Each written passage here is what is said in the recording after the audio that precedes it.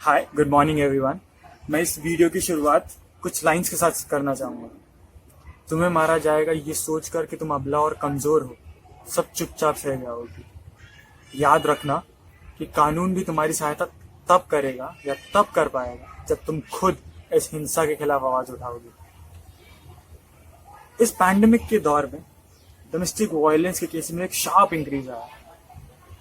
UN के data के हिसाब से 243 million, I will repeat this figure, 243 million women and girls जिनकी एज बिटवीन 15 and 49 onwards है are subjected to physical or sexual violence in last 12 months। अगर इसको मैं बहुत सिंपल भाषा में समझाऊं तो हर 3 में से एक वुमेन डोमेस्टिक वायलेंस का शिकार है। मैं एक पेपर रेफर करना चाहूंगा जो कि पब्लिश हुआ था national bureau of economic research में, जिसका टाइटल था अनइंटेंडेड कॉन्सिक्वेंसेस ऑफ लॉकडाउन। और उस पेपर में ये बताया गया है कि इंडिया में जिस डिस्ट्रिक्ट में स्ट्रिंजेंट लॉकडाउन थे या फिर रेड जोन्स जो है, वहां पे डोमेस्टिक वायलेंस के केसेस इंक्रीज हुए हैं। और सिर्फ इतना ही नहीं, 392 केसेस रजिस्टर हुए हैं नेशनल कमीशन फॉर वुमेन के पास।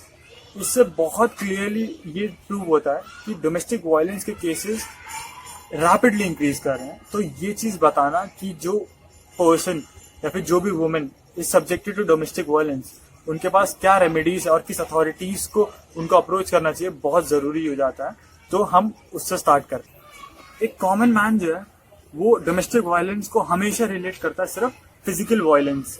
लेकिन जब मैं बात करूं the protection of women against domestic violence act की, वो एक्ट जो पीनलाइज करता है डोमेस्टिक वायलेंस को इंडिया में, उसके हिसाब से जो काइंड है डोमेस्टिक वायलेंस के, वो है physical abuse, sexual abuse, verbal abuse and economical abuse.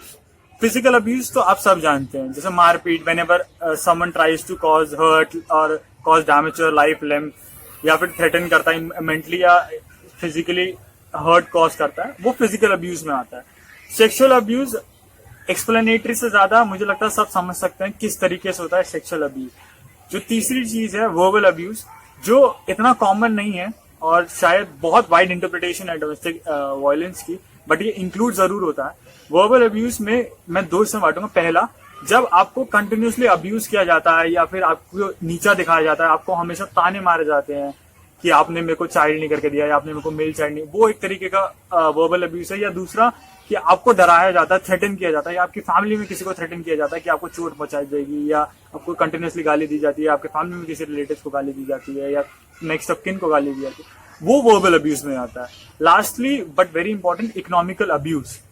Economical abuse आता है जब आपकी सोर्स ऑफ इनकम जो होती है या फिर आपका सोर्स ऑफ लाइवलीहुड जो लीगली आपका है, एज इन किसी भी अमाउंट, लाइक चाहे वो मेंटेनेंस ही क्यों ना हो, उस पर रोक लगा दी जाए, वो एक तरीका है इकोनॉमिकल अब्यूज है। ये हमने बात कर ली डोमेस्टिक वायलेंस की।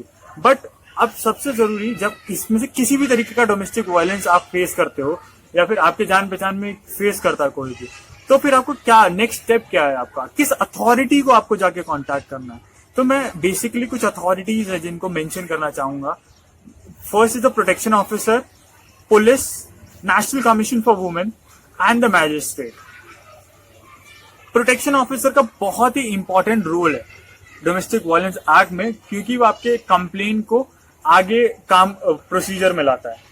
तो प्रोटेक्शन ऑफिसर जाने के लिए आपको पहले तो अपनी कंप्लेंट दर्ज करानी पड़ेगी, जिसके लिए पहले या तो आपको पुलिस को अप्रोच करना पड़ेगा या फिर नेशनल कमीशन फॉर वुमेन को अप्रोच करना पड़ेगा। दोनों में से किसी पे भी जा सकते हैं।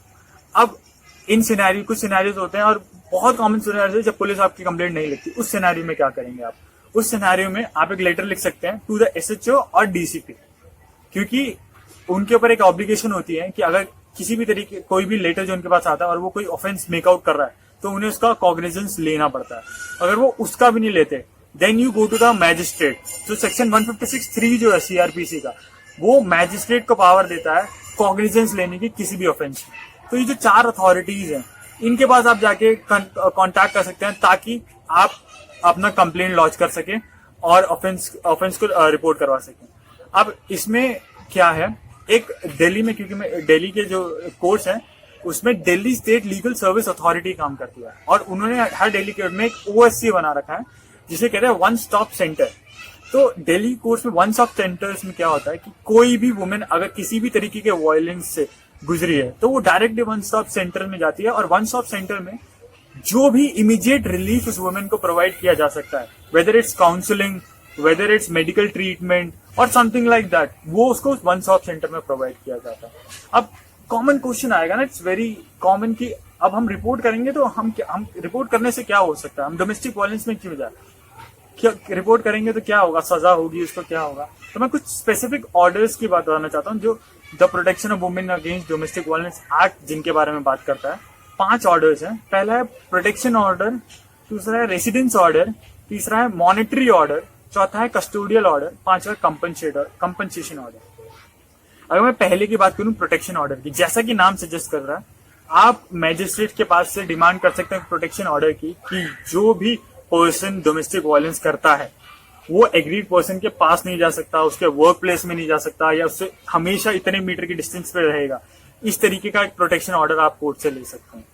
दूसरा मैं बताऊंगा रेसिडेंस ऑर्डर की, जो कि बहुत इंपॉर्टेंट है, बहुत इंपॉर्टेंट, क्योंकि जब भी कोई वुमेन थोड़ा सा अपनी हिम्मत करके अपने हस्बैंड के खिलाफ या किसी के खिलाफ डोमेस्टिक वायलेंस रिपोर्ट करती है तो पहला उसको डर यही होता है कि इसको घर से निकाल दिया जाएगा। लेकिन अगर आप डोमेस्टिक वायलेंस में जाते हैं तो कोर्ट आपको रेसिडेंस ऑर्डर दे सकता है, उसमें आपके पति से या जो भी बंदा डोमेस्टिक वायलेंस, उससे वो राइट छीन लिया जाएगा कि आपको वो घर से निकाले, चाहे वो घर उसका क्यों ना हो या उसकी अम्मी का, पर वो आपको घर से नहीं निकाल सकता। तीसरा मैं बात करता हूँ मॉनिटरी ऑर्डर की। मॉनिटरी ऑर्डर जैसा कि नाम सजेस्ट करता है इज रिलेटेड टू मनी। आपसे आपका कोई भी मेडिकल एक्सपेंस जिस डोमेस्टिक वायलेंस की वजह से जो क्रिएट हुआ है, या फिर कोई भी चीज जो उससे तोड़ दी गई है या उसके लिए एक्सपेंस, या फिर इवन मेंटेनेंस, आप इस मॉनिटरी ऑर्डर के अंडर क्लेम कर सकते हैं। अब मैं बात करूंगा कस्टोडियल ऑर्डर की। कस्टोडियल ऑर्डर मतलब जो आपका अगर बच्चा है तो आप अपना कस्टोडियल ऑर्डर की मांग कर सकते हैं। और last but not the least compensation order. इन सब ऑर्डर्स के अलावा आप एक कंपनसेशन ऑर्डर भी ले सकते हैं कि वो कंपनसेट करेगा आपको, जो इस बंदे ने भी डोमेस्टिक वायलेंस किया आपको कंपनसेट करेगा वो, ताकि जो सफरिंग हुई है आपको कॉज हुई है उसके खिलाफ।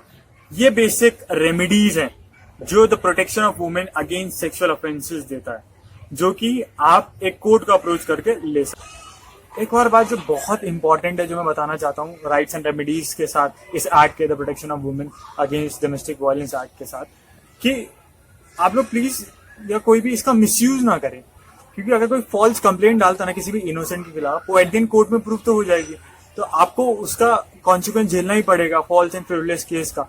बट उसके अलावा जो बड़ा कॉन्सिक्वेंस है दैट इज कि वो इंसान जो सच में सब्जेक्टेड है डोमेस्टिक वायलेंस के, जब वो जाता है राइट या रेमेडी लेने इस एक्ट के अंदर, उसको भी उसी नजर से देखा जाता है कि वो फॉल्स केस लेके आई है या फिर फ्रिवलेस केस लेके आई है। तो पूरी कम्युनिटी को उस नजर से देखा जाता है, और सब यही कहते हैं कि मिसयूज हो रहा है इन लॉज का। तो प्लीज मिसयूज ना करें या फिर फॉल्स क्लेम्स ना डालें, ताकि वो लोग जिनको सच में जरूरत है उस एक्ट की सही तरह यूज कर पाए। आई थिंक ये इंफॉर्मेशन किसी ना किसी के कभी ना कभी काम आएगी। That's it for the video. Please like, share and subscribe. Thank you.